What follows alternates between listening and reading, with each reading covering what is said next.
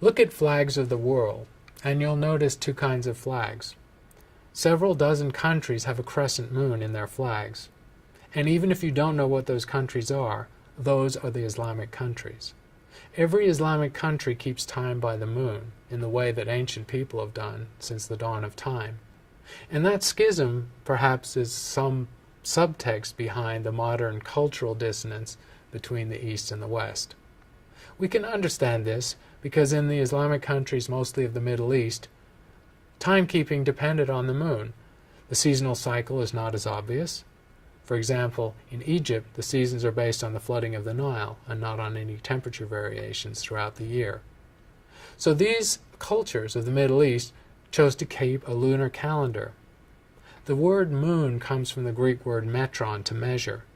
And in an Islamic culture, the festival days, for instance of Ramadan, are only declared when a Mezouan of high standing observes the crescent moon to declare that appropriate lunar cycle.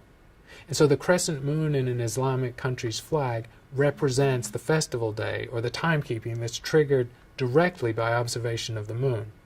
Now in principle, if the moon was not observed on the appropriate day due to dust or clouds, which are rare in that part of the world, the festival would not be called. The faithful would not go to Mecca. But the weather is usually good and the festival is called. But we can see that because the Islamic countries follow a lunar calendar, their calendar shifts by 11 days every year, which means it shifts entirely through our calendar every 33 years. So it is quite hard for us to look at our calendar and predict when Ramadan is, or any of the Islamic festivals. So lunar and solar calendars have mixed in human history throughout time. And we can revisit those questions that were asked originally just to see if we managed to answer all of them. One natural question anyone might have is, why do we start counting our year on January 1st? We could start counting our year anytime. The Earth is in an orbit of the Sun and it's continuous. We don't exactly know the answer to this question, but it's very likely caused by sun worship and the early Christian cultures in Rome. When you have a new religion and you're trying to co-opt the pagans, you need to adhere to their festivals.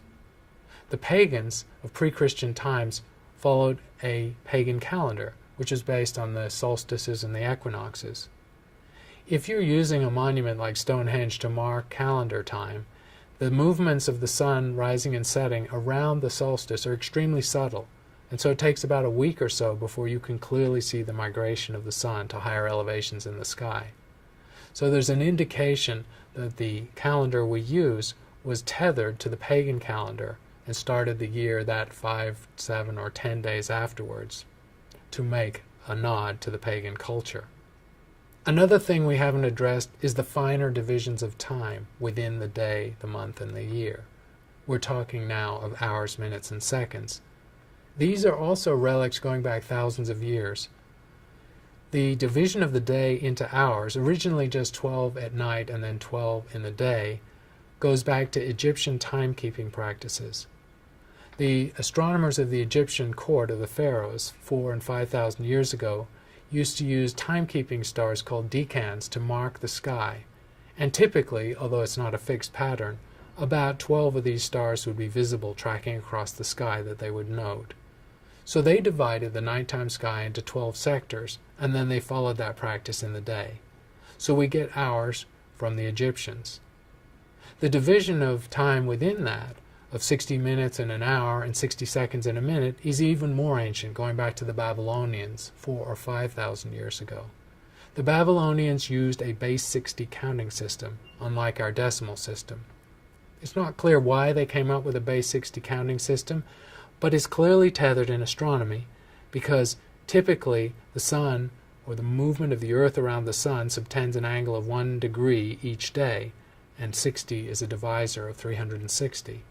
So there's good evidence that our divisions both of angle and time, related through astronomy, date back to the Babylonians. Another question you might wonder is, why do clocks go clockwise? Now in the modern age with digital timekeeping pieces, there are no hands. However, most people are still partial to traditional watches and they're undergoing a renaissance. So why do the hands move the way they do on clocks and watches? Remember, the word clock comes from Middle German for bell.